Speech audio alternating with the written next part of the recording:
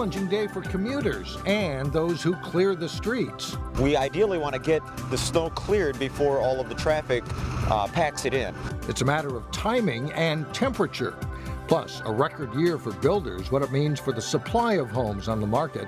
And New Hope seeks funding help for a larger size pool. CCX News starts right now. Hello everyone, and thanks for joining us. Well, we haven't seen much of this so far this season, but a little snow adds up to a lot of problems on the roads. The State Patrol and tow truck drivers have been busy since about 5:30 Thursday morning. Both of these accidents happened on highways in Brooklyn Park. The State Patrol says there were 478 crashes statewide in just over 5 hours Thursday morning. They added up 144 spinouts and 35 injuries were reported. Fortunately, there were no fatalities or serious injuries. And in Brooklyn Park, plow drivers were out on city streets by 5 a.m. trying to clear the snow before traffic packs it down. But there are extra challenges when the weather is so cold. On a day like today, when it's below 10 degrees, the challenge is that regular salt does not work. So today we're using our treated salt, which costs about 20% more than regular salt. And we only have to use that a few times a year, but you just never know. But today is one of those days where we're using treated salt. Treated salt has that blue color that you see as this truck is getting reloaded for another run. It works better than ordinary road salt when the temperature drops below 10 degrees, and now the goal is to get the streets cleared quickly before the deep freeze returns, with below zero temperatures expected this weekend. The idea is we get that all cleared so that we don't have to worry about anything over the weekend, and we're not anticipating any snow over the weekend. So the street should be in good condition by late this evening. Dan Ruiz reminds drivers to check the rules for on-street parking so the plow trucks can do their jobs.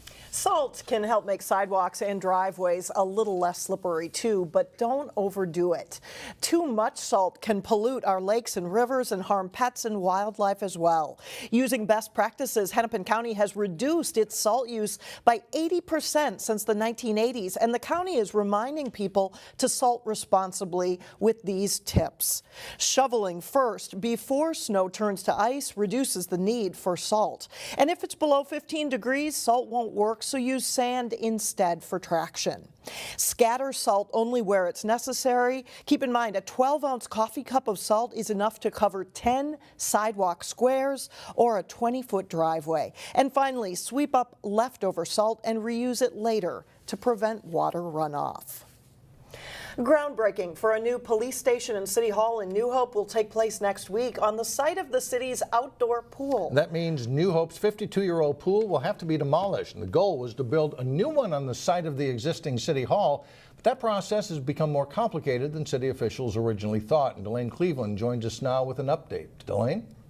Mike and Alex, New Hope's soon-to-be-demolished outdoor pool is 50 meters long. That's significant because swim clubs from all around the metro used it for training and swim meets. However, New Hope didn't budget for a new 50-meter pool. It never dawned on us, but it's a regional facility because there aren't a lot of 50-meter pools around. And swim teams, yes, they can swim 25 yards and kick off and swim back, but it's not the same as training in a 50-meter. So they want the 50-meter to train, of course, but who's paying for it? Who is paying for it is the big question. New Hope set aside $8.5 million for the pool area, which didn't include a 50-meter pool in the original plans. Preliminary plans reviewed by the city show that building a complex with a 50-meter pool would cost an additional $2 million. Now, New Hope is looking to see if they can get the money for the new pool from the state and county. City officials have met with local lawmakers and representatives from Governor Dayton's office to put in a $2 million bonding request in the next bonding bill. They've also met with Hennepin County Commissioner Mike Opat about the possibility of receiving a youth sports grant to pay for the 50-meter pool. The groups that we have in New Hope, the fraternity groups and the Women of Today, the Lions, they might be willing to contribute some money to some of the amenities in the pool, but $2 million is a lot of money. And it's really, we're not going to be getting that from the outside sources.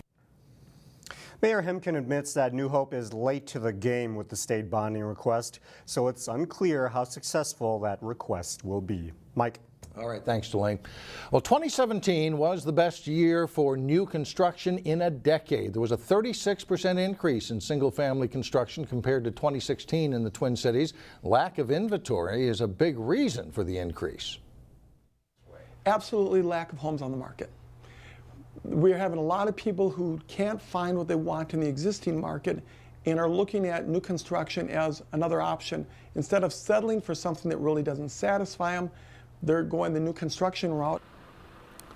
Including apartments, permits were pulled for more than 13,000 units in the Twin Cities. With a shortage of housing, this trend of new construction is expected to continue in 2018. Plymouth remains a hot spot for home building, second in the metro area behind Lakeville.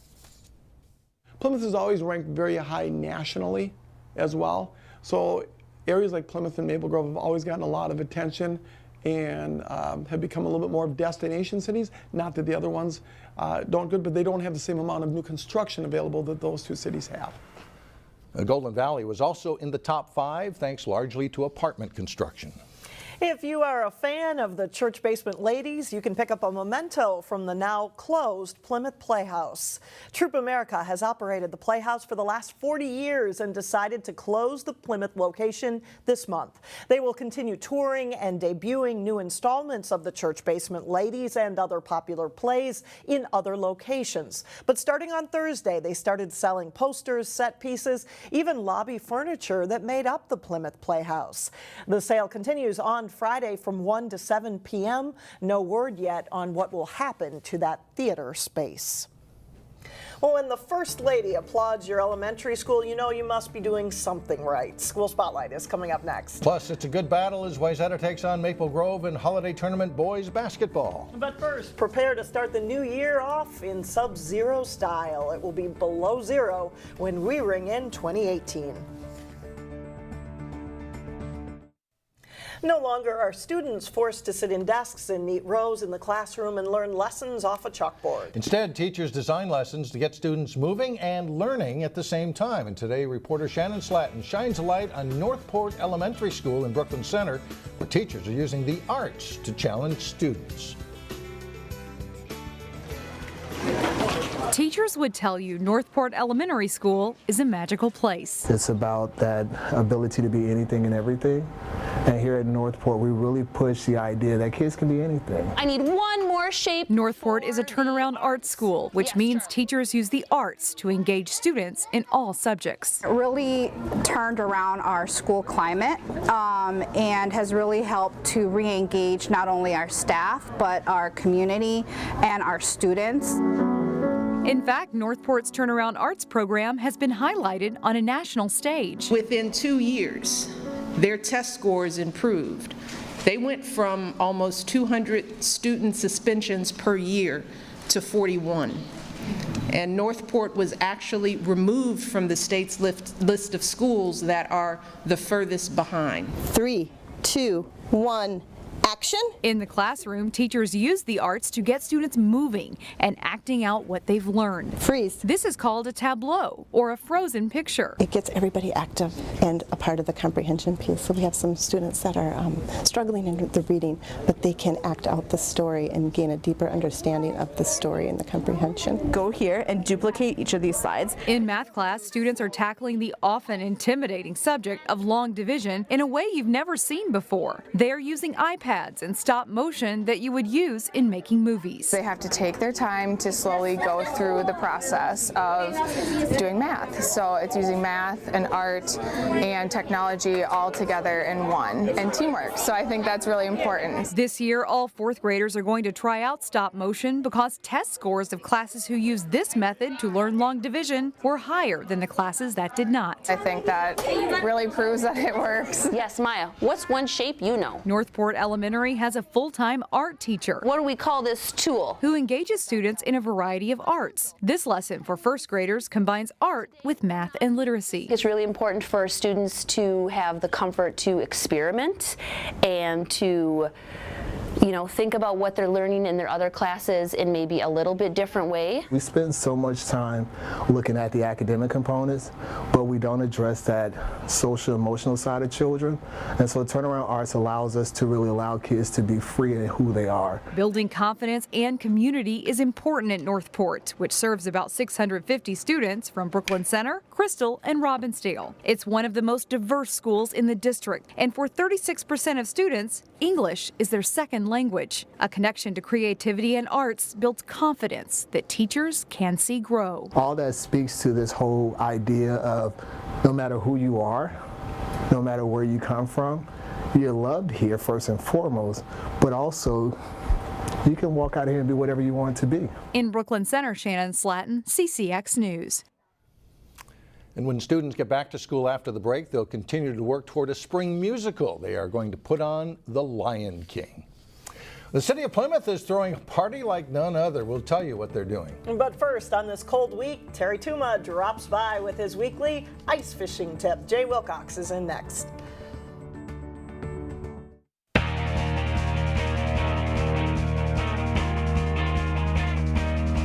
I'm Jay Wilcox with sports. After winning the Augsburg tournament Saturday, the Hopkins boys basketball team is in another holiday event this week. The Royals facing St. Thomas Academy at the University of St. Thomas. Anthony Davis drives and hits a tough shot for a 7-point Hopkins lead in the first half. Then Davis kicks it out to Zeke Naji for a three-pointer, and Hopkins goes up by 11. Jack Thompson gets the steal for St. Thomas and rolls it to Sam Vassalero, who sets up Dennis Kelly for the hoop. It's 53-42, though, Hopkins at halftime. The Cadets come hard in the second half. Jack Stoltman's three-pointer cuts the lead to 6. Then George Stewart's jump shot makes it 63-62. The Royals work it inside nicely, though, for 7-footer Joe Hedstrom, and he's able to finish it here for Hopkins. Then Davis gets a steal and goes all the way for the basket. Hopkins pulls away and they win a good game, 84-77. Also at St. Thomas, Maple Grove facing Wayzata. Jared Rainey drives straight down the lane and scores for the Crimson in the first half. Camden Heidi with a nice crossover dribble, and he floats the shot over the defenders for a Wayzata hoop. And Jacob Benega strokes a three for the Trojans, and they go up 31-22. Benega scores 31 in the game. Second half, and Jordan Stensland hits 2 threes in a row for the Crimson, cutting the Trojans' lead to 52-49.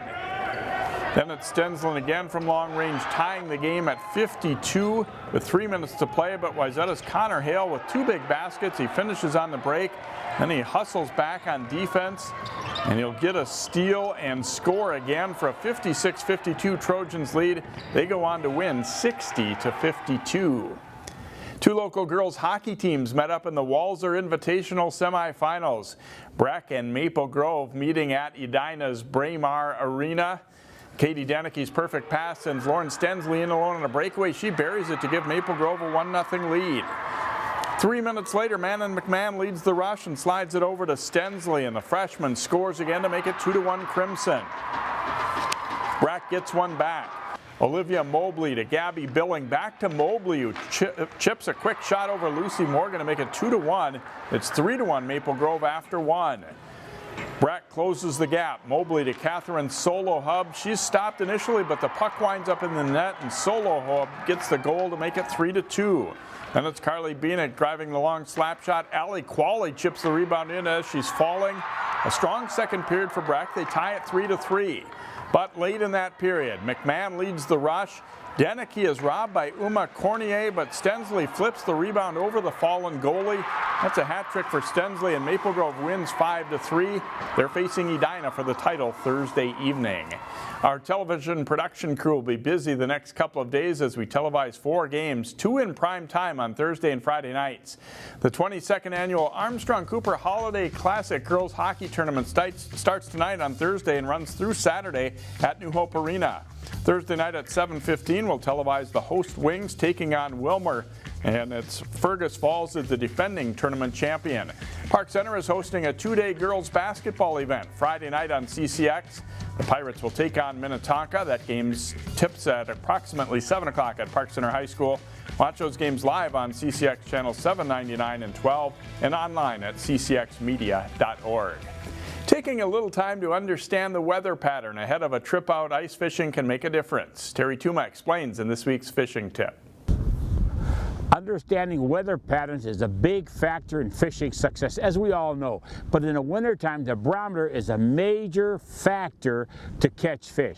Understanding those barometer readings, meaning nothing more than 29.5, 29.7, even pushing up into 30, 30.1, is good fishing, as long as it's stable. Once you have rising barometer readings, then you have a tough bite. Falling barometer is a little bit better, stable is the best. And what this does, and I know, yes, you think, well, you got cold water, it's cold temperatures, you got ice, it does make a big difference. I really feel more so in the wintertime than in the summer. And what this does, it reduces the strike zone of these fish. They're not going to travel very far. They're not going to be feeding really heavy except for the stable reading.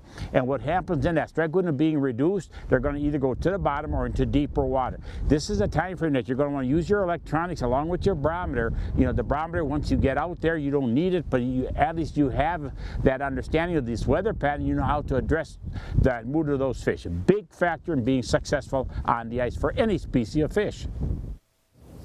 Thanks, Terry, and that's all for sports. Alex and Mike, back to you. All right, thanks a lot, Jay. Up next, if you've ever wanted to test out a bouncy house with the kids, we've got some good news for you. See where you can find the party when we come back. Well, the city of Plymouth is preparing to throw an event in January like they've never thrown before. A lot of our events are family-driven or child-driven. This one's just for adults. So on Friday, January 19th, we will have after hours at the creek here at the Plymouth Creek Center. And from 7 to 10, you can kind of come and be a kid again. Plymouth Parks and Rec Department got enough feedback from parents saying they'd like to play on inflatables too, so they decided to throw an adult-only event at the Plymouth Creek Center. So far, ticket sales to the event have been strong. This picture of the Wipeout Zone is one of a few games that will be set up inside the dome for people to enjoy.